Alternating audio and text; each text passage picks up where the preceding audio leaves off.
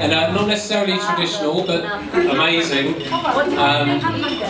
I know that the tradition is usually you start with a speech from the father of the bride, but Lucy would like to say a few words. My amazing, gorgeous sister, who undoubtedly looks absolutely incredible today, more incredible than usual. Please give a warm hand for Lucy the bride. John, is this the right way to hold the mic? Do you know what I mean? You said it's close enough. Oh, yeah? Good, good. By the way, surprise! So, I'll keep this very short. I wasn't actually planning on doing a speech today at all because I have crippling nerves, like the suffering is almost too much. But when I looked at the list of people to thank, there was a very glaring omission. John. Okay, where am I? Thank you for always being so kind, so thoughtful, and so generous. Today is a shining example. Don't cry down, Lucy. Today is a shining example of just how readily you embrace everything that's important to me. Friends, family, everything Christmas related, and most of all, my ridiculous Harry Potter obsession.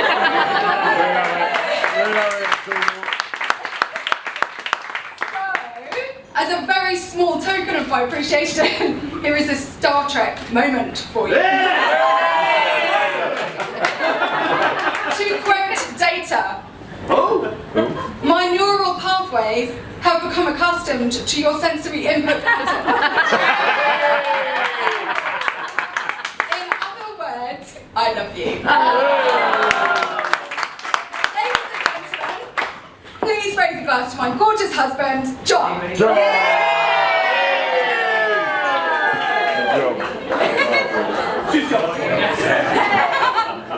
Please take this microphone away from me.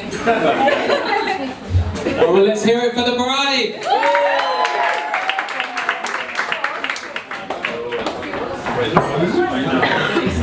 And now, without further ado, I'll pass you to Dad, the father of the bride.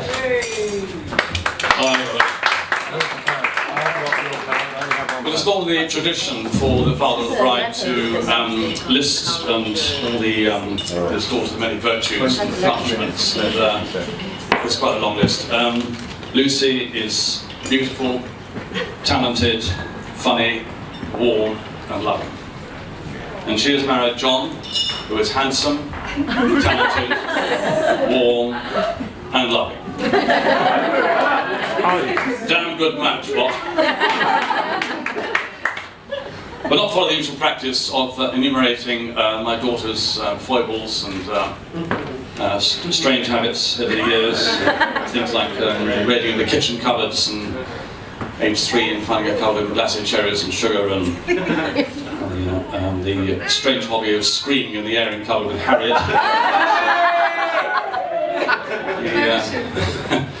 The fag ends stubbed out onto the newly decorated windowsill. Jane and I gasping at the astronomical phone bills we seem to write before talk contracts started. I mean, Lucy could talk. You don't understand that this call is important. Some strange reason, but I won't mention any of that at all. Sorry, Sean. Sorry. What I will say is that Lucy and John are a great team. They're adventurous, courageous, creative, positive and fun. And I think that union represents the British Isles because we have John's Irish and Scots ancestry, we also have Lucy's English, so together they form a kind of British union that help us through the ghastliness to come of Brexit. So, and hopefully to provide some emergency funding later on for the parents. But I was going to do a little sort of a British medley based on this, but inspiration came from another course altogether. Catherine and I were in Italy recently, and we experienced the amazing country, the wonderful food, the culture, and the warmth of the Italian people, and interesting deciphering Italian hand signals and stuff like that. But and the profound apologies to Luciano Pavarotti, to La Scala Milan, and Giuseppe Verdi, who wrote this in the first place. I will try this. Lucy has a mobile, looks at it every day, texting at the Facebook every hour she sees John Kerr, what a great fair. So they go dating, anticipating. He's also a teacher, at the restaurant he meets her. They enjoy pizza. Is this amor? Oh yay, oh yay. Is this amor?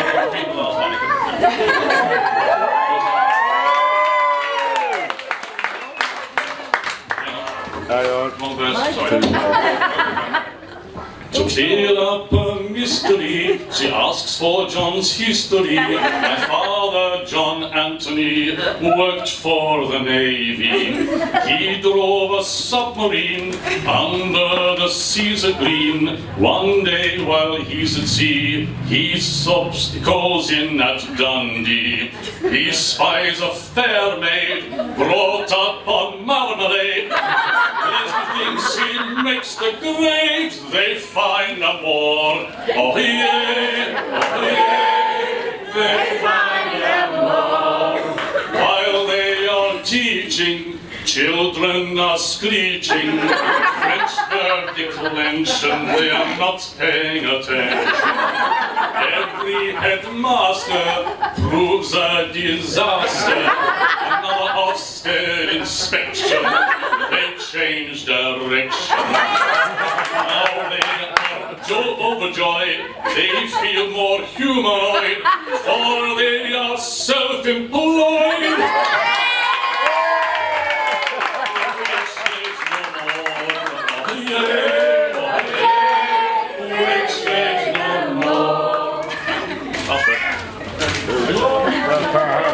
Lucy and her man John live in the Paragon, sit on their balcony, drinking their G&T.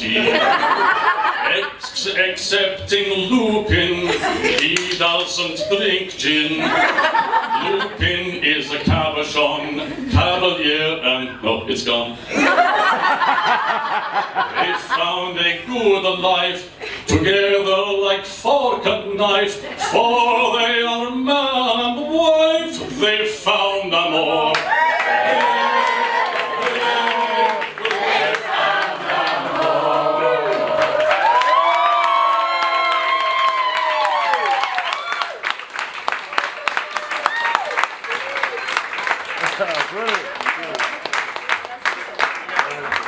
Thanks, Dad. We'll have another warm hand for the father of the bride.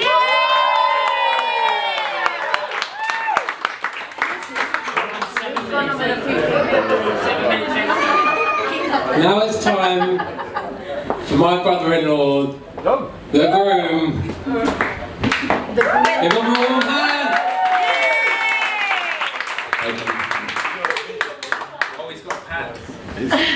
So, I'm really wishing I'd written a gangster rap right now. My first little note on here says, thank Sean. I'm not really sure quite how, but I think you'll all join my wife and I. That was an easy one. To say thank you very much to Sean for the entertainment. I've got to correct you on one slight factual inaccuracy. Lupin, despite his dog-like status, is exceptionally good at drinking gin when his mother's not looking. Now, there is a convention in the groom's speech that there's a whole series of thank yous to it. And I've got to start by saying we could not possibly list the people that we need to thank. We would be here all night. I'm kind of tempted to make us stay all here all night, but that's not going to happen because you'll all just start throwing stuff at me and needing to drink more. But there are a few people that need those thanks. So first of all, I'm going to ignore the list that Lucy gave me of who should be thanked and start by thanking her. Yeah? There's more to come about you in this speech, but I needed to quickly get back at the data quote. It was incomplete. It was about Tasha Yar and Geordie LaForge and how we got used to them being but it was beautiful. It was beautiful. Thank you for the emotional statement that made me realise how much you love me. Thank you. And ruined my plan of not crying at all.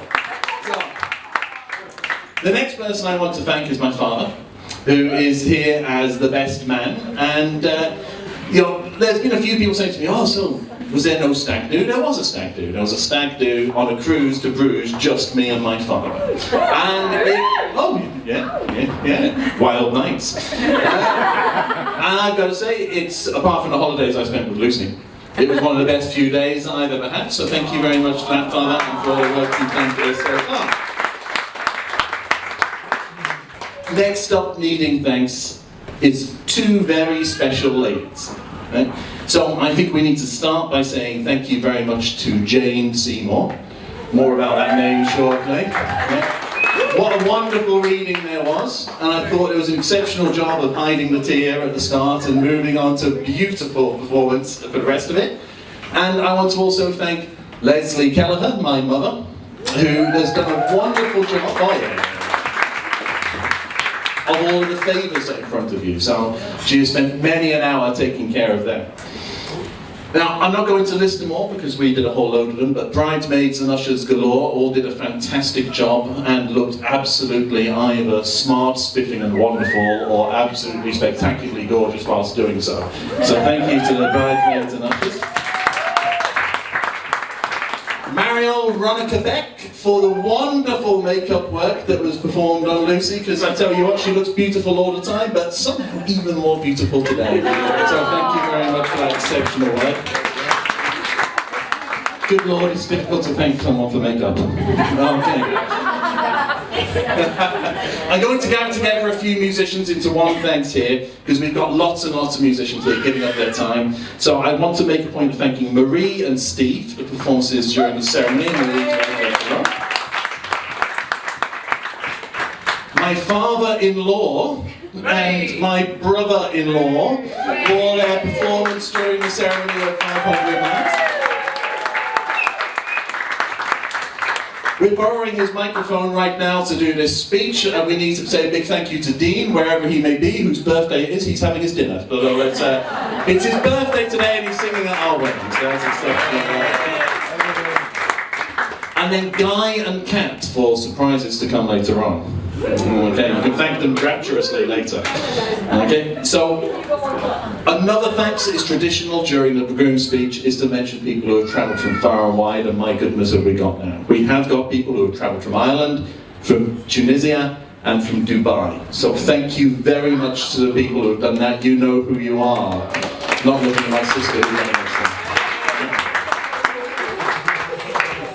Remy, who did a wonderful reading that most of you probably didn't understand, but hopefully had the subtitles in the order of service. I'm going to wrap a few together because I'm just concerned that we're going to go over time, and Nikki's looking at me. Steve has the book on how long this is going to last. Okay. Toasts for Freddie and from Freddie and Chester today were absolutely fantastic. Our Irish blessing and our sculling, and Tarquin for supporting Freddie and Nat as well, so thank you very much.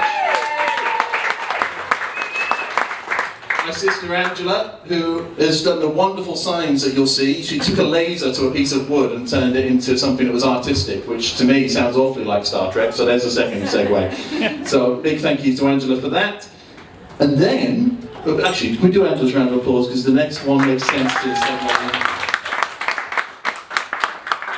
Nikki and her team, who have done an absolutely wonderful job. We've already had Toby thank everyone for that, but I think it can only be said again. So thank you so much to the staff here. It's been a wonderful day so far, and I'm certain it's going to get even better. Huge round of applause there.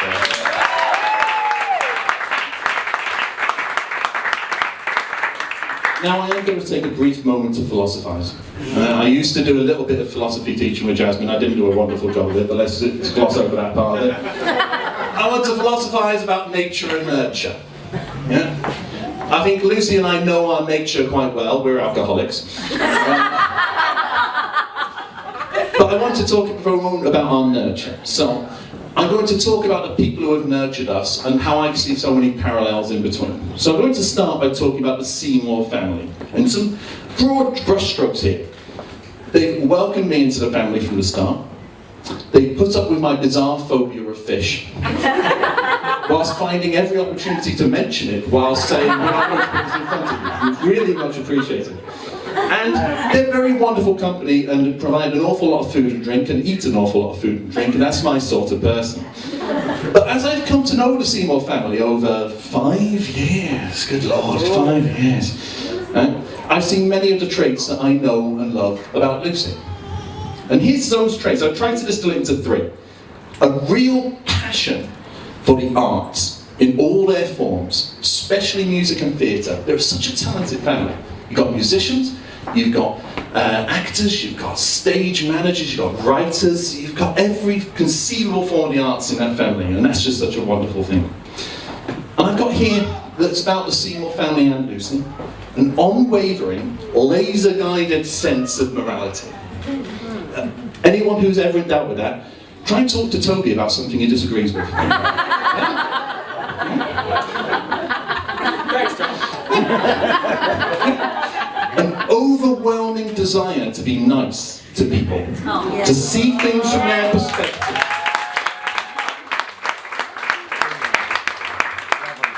And perhaps the one that got me the most choked up when Lucy got up and did her speech, a desire to do the right thing by people. Lucy has a reputation within the Seymour family of being a party girl.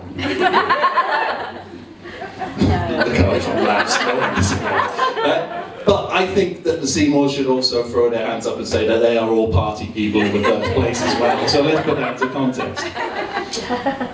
And so, carrying on the theme of nurture, the parallels I see in the families, I want to talk briefly about the Kelleher's.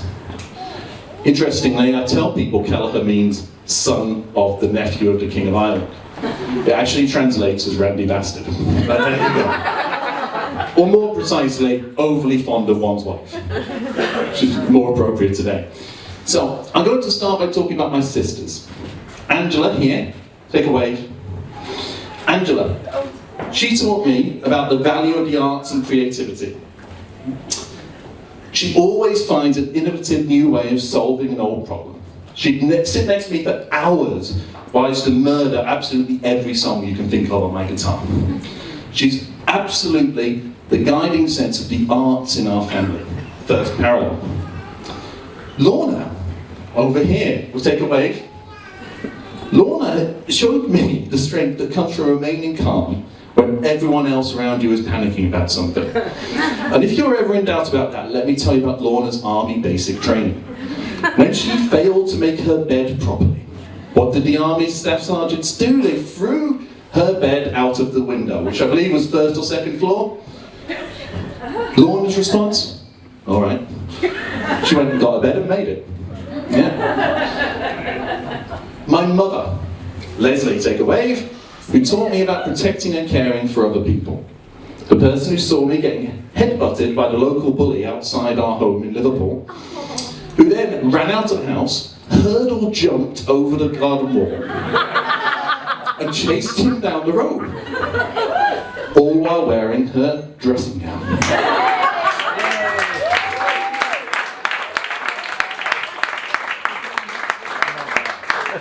And my father, the best man, the moral compass of the Kelleher family. Always seeking to do the right thing, always providing counsel and wisdom whenever we do or don't ask for it. But here's how I know he's our overwhelming moral compass. This is the man who was given free school meals and free school uniform when he came to England. And he has spent the rest of his life trying to pay that debt back.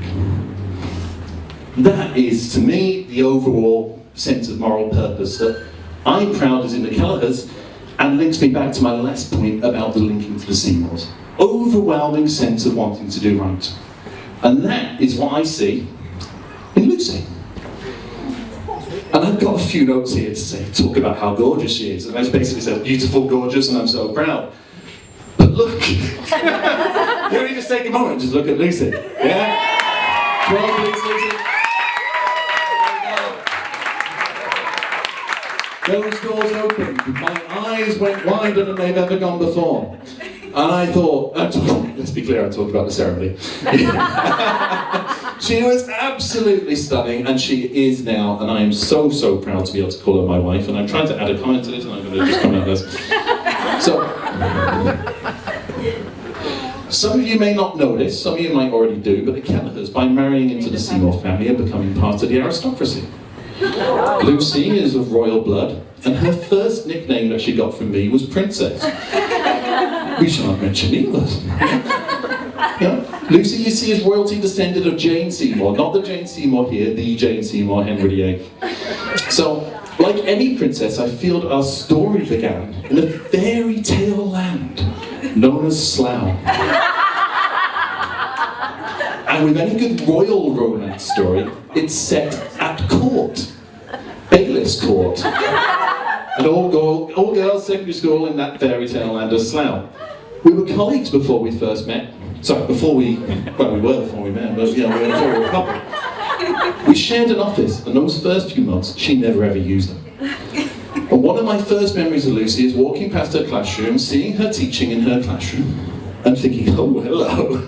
Oh, that's the person who's not using the office that we share. Ah, okay. So I walked into her room, coming up with some absolute bollocks, bullshit reason to go in and talk French for a few moments to try and pretend there was a good reason to do it.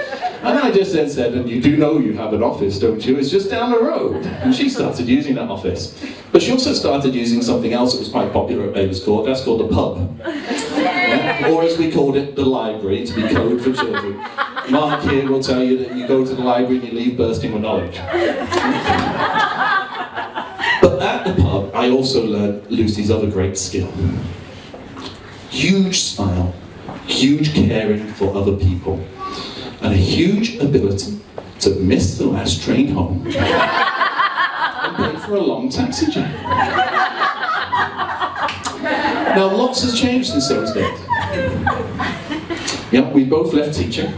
We got ourselves, well, we left teaching because we had a baby called ESM Inbound. That baby's grown into a toddler, and it's got a little brother called Lupin, G&T. We moved to from the fairy tale land of Slough to an actual kingdom in Blackheath called the Paragon, and we couldn't be happier. Our lives have changed so much, the memory of us sharing the Baylor's Court office is really distant, but we spend our days making each other laugh. We go to the pub, we miss the last train home, we spend really long taxi journeys together, holding hands the whole way home.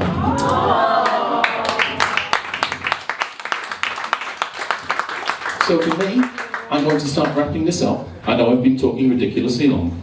Steve is rubbing his hands with glee. But for me, the best part of today is knowing that I'm going to spend every other day with Lucy. I'm going to spend it with her smile, her sense of humour, her powerful moral compass, her passion for the arts, her love of doing right by people, and knowing that she's really, really hot.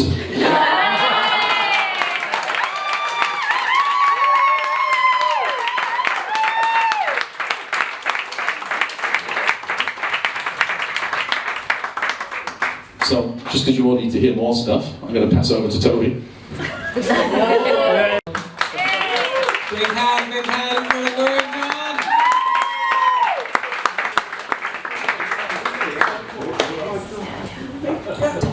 And now, please welcome. So before you do, Oh, hold on. a couple of presents to thank our amazing mums. Thank you. Oh, we have some lovely flowers. Yes, we do. And I'm struggling to walk. I'm stuck.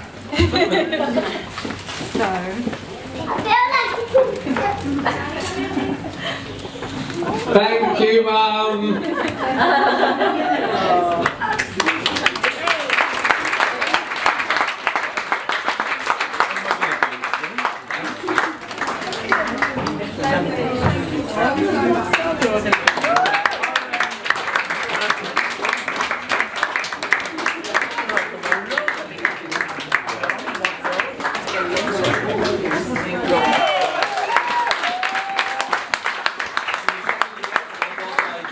One full hold the faithful glasses. Is it also got this? It is. The only time I've ever used a microphone before was when I was the treasurer of the Royal Naval Association Club in Liverpool, and would occasionally have to get on to tell people how things were going. So this is not my comfort zone. So bear with me. And Nikki is gone, is she? Yeah. Well, her time management will be recovered now, because this will be short, it'll be sharp, and it will be swift, hopefully. But I will have to refer to my notes.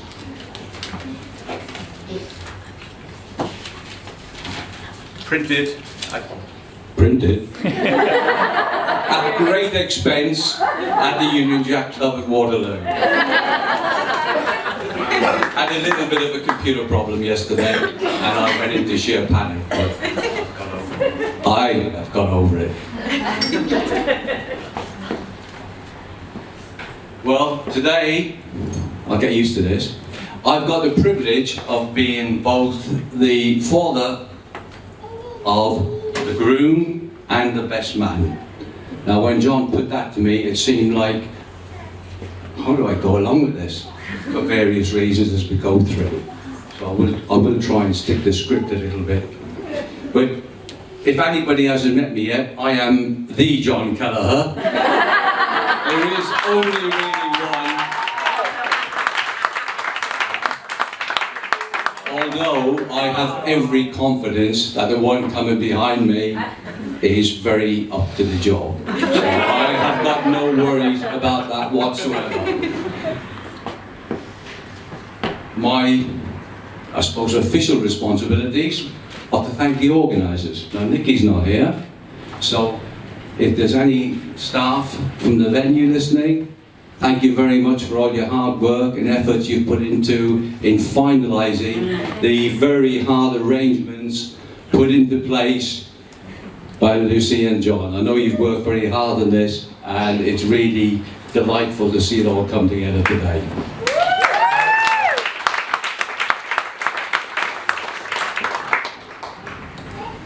And if you could bear with me on this point, I don't know if this is normal practice, but just a moment to reflect on people who can't be here with us today for whatever reasons. I know that some people have been taken ill over the last few weeks, so they couldn't be with us, but we wish they could have been. About the groom. Anecdotes or stories. Where do I go with this one? My public speaking in life has been very much limited to speaking from the witness box in court, really, so I will be very defensive. If anybody puts a question to me, if it's not on my notes, you're not getting the answer. John is a kind and caring son, a good brother to his sisters, and is developing into the uncle that his nephews and nieces will appreciate. That was meant to be fondly remembered. Not that John is going anywhere for a very long, long time, and I am sure he will be even a better uncle as life goes on. Usually, at this point, the best man will liven up the occasion with tales of misadventures and perhaps moments of folly by the groom. And the best man is often walking a tightrope between what is wise to disclose and what should be kept under wraps. I am placed at a great disadvantage here. Why?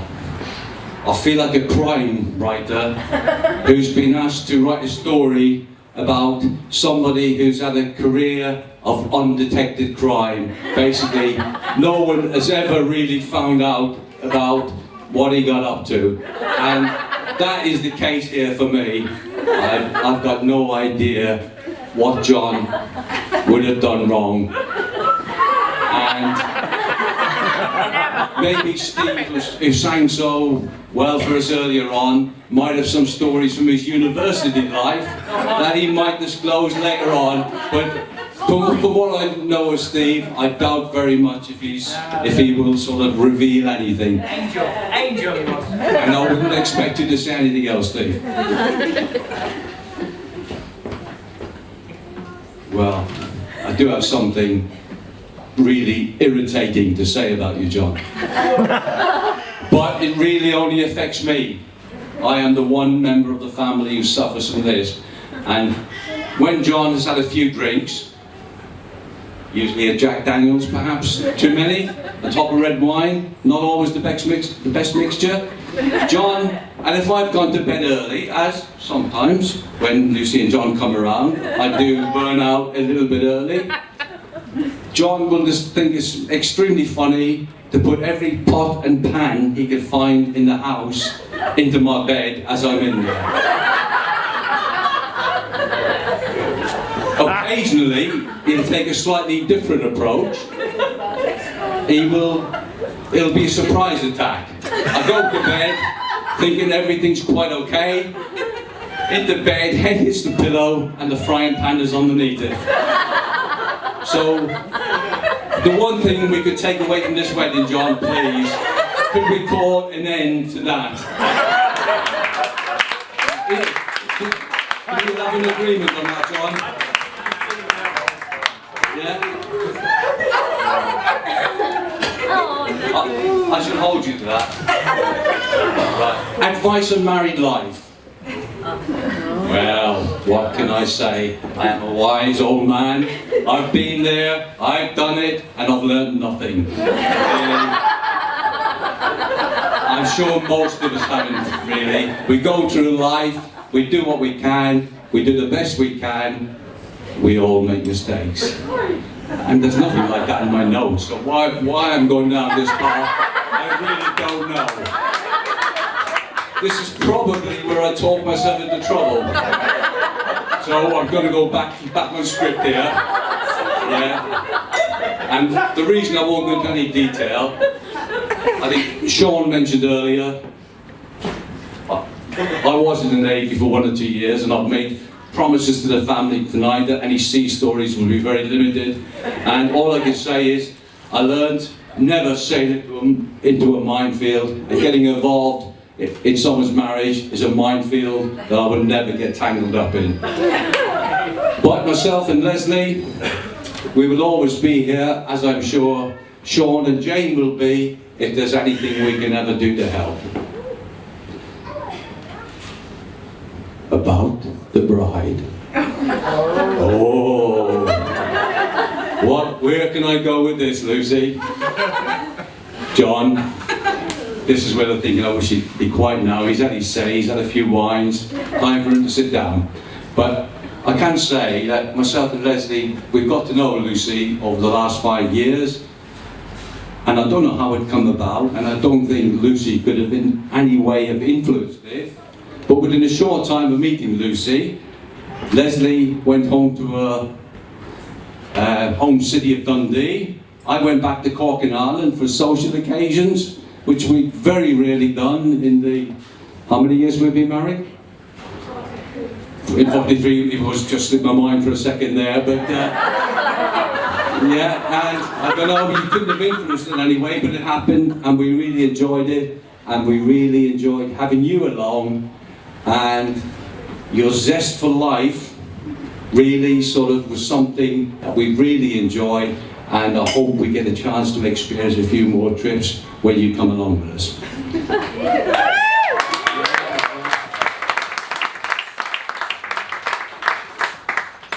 The bridesmaids and ushers. And I've written a few notes here. The beautiful bridesmaids and the dashing ushers for the support they've given to John and Lucy. And I've read that because I thought they'd done a tremendous job. Their entrance into the where the reception, not the reception, the ceremony took place, it was really quite spectacular. I enjoyed every minute of it. So I'm the Toastmaster, who I'm sure we'll see more of as the evening goes on. The little intro, it was very, very good. I look forward to some more of that as the evening develops. So, that when he leaves me to toast the bride and groom. And I shall have to get my glass for that.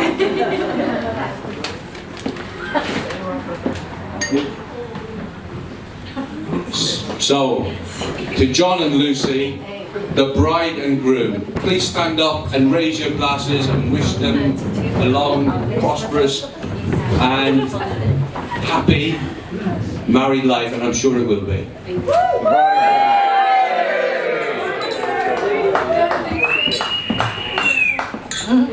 And I think that just about brings the evening's speeches to an end. No one to follow me, so thank you very much for your time.